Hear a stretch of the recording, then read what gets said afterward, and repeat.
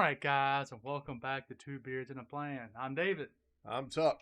and we have not got a chance to sit down together and film a video, so here we are. So we talked about it and sit around and try and decide what we should record a video on. So we decided we'd pick our favorite hunting calibers. It's whitetail season where we are, and personally, I like the 270 Winchester and the 30-30.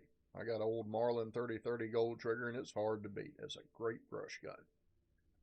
Yeah, I mean, if I had to pick two, number one is going to be the 12 gauge, the 12 gauge shotgun. With the right ammo selection and the versatility it offers, I've killed more deer with a 12 gauge slug than any other gun on. I'm lazy. I can track deer. I don't like tracking deer. I'm not going to walk 5 miles in a swamp or up a mountain and get 4 pounds of meat from something I shot with a 12 gauge. But with a 12 gauge slug, that generally gets rid of that problem. My other selection, I think I would have to pick a 30-06. Granddad's favorite rifle.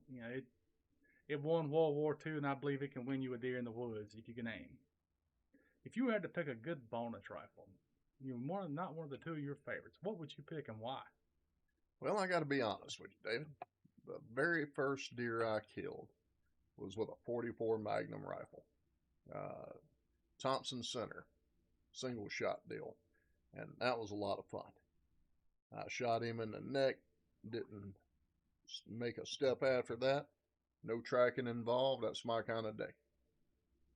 Yeah, if I had to pick a third bonus round or bonus rifle, or if I had to suggest somebody was only going to own one rifle, and I thought about it for a little while, I would probably try to find me a bolt action 223 or 5.56, not an AR. ARs are great, but it gets you a good bolt action 5.56 223 rifle, and that will take deer, with the proper shot placement, and the availability of ammo is almost always going to be there.